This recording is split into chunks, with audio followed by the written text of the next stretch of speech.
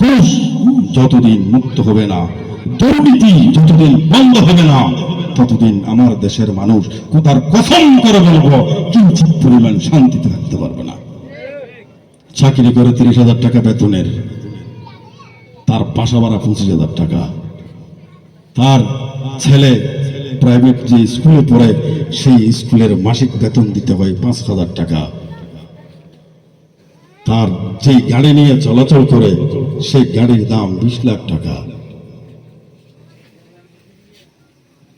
গাড়ি কিনেছে, বাড়ি করেছে, ফ্ল্যাট কিনেছে, 30,000 টাকা বেতনের চাকরিজীবী এত সম্পদ কখনো করার সুযোগ কি আসলে হওয়ার কথা?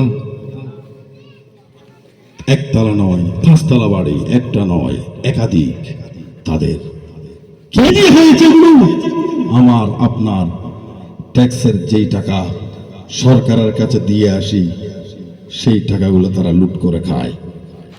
আমার আপনার ঘাম ঝরানো যেই টাকাগুলো কষ্ট করে ভবিষ্যতে একটি ছোট্ট ঘর নির্মাণ করব এই স্বপ্ন নিয়ে যেই টাকাগুলো জমিয়েছিলাম, ভূমি অফিসে যখন গেলাম সেই টাকাগুলো আমাকে 1,20,000 টাকা দিয়ে দিতে হলো আমার জমির একটা কাগজ সংশোধনের জন্য।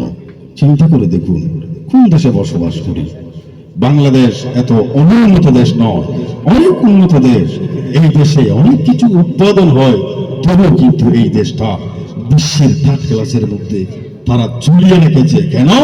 এই দেশের মধ্যে যদি চালাক কোনো মানুষ আসে, এই দেশের মধ্যে যদি যোগ্য কোনো নেতৃত্ব আসে, যারা এই দেশের মানুষকে শোষণ করে খেয়েছে, তারা আর শোষণ করতে পারবে না।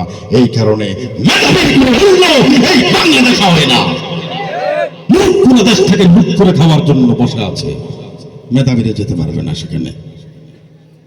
আপনি কি চিন্তা করেছেন একটা এমপিকে সরকার বাজেটের মধ্যে কয় টাকা দেয়? আমরা কি কখনো জানি? আমরা কখনো শুনছি? ওই যে শায়েস্তাগঞ্জের যেরকমই হোক ব্যারিস্টার সুমন আইসা কয় আমাকে সরকার 29 কোটি টাকা দিছে। তাহলে ওই রকম সব এমপিকে দিছে না? কি এবারে দিছি না আগেও দিছি? সব সময় এইভাবে বাজেটের বরাদ্দ সব উপজেলায় প্রত্যেকটা এমপির জন্য এইভাবে যায়। সবাই কিন্তু মিলিয়ে ভাগ বটোয়ারা করে খায়। জনগণের কপালে ছাড়ার বারে ছাড়া আর কিছু নাই। আমরা সেই বোকা এখনো বোকা রয়ে গেলাম।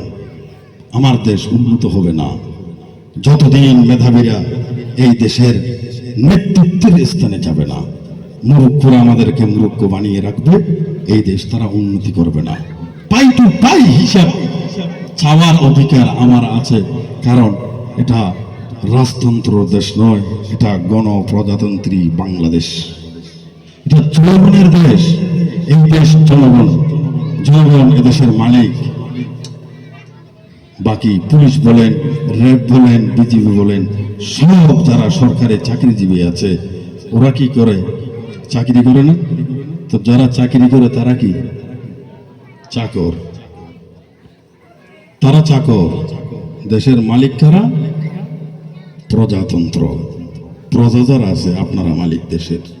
জীবনে কোনোদিন মাথায় এই প্রশ্ন তো করেন নাই আমি তো দেশের মালিক, আমি তো দেশের চাকরি করি না, আমি এদেশের মালিক। আমি মাস শেষে বছর শেষে ট্যাক্সের একটা টাকা যে পরিমাণ আমার সম্পত্তি আছে আমি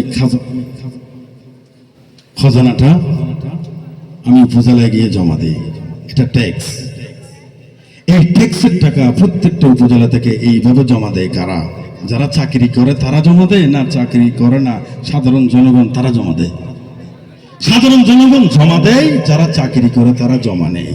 এটা তাদের কাজ, এই চাকরি তারা করে। কিন্তু বছরের শেষে মাসের শেষে আমি আমার ট্যাক্সের টাকাগুলো সরকারকে জমা দিই। কেন?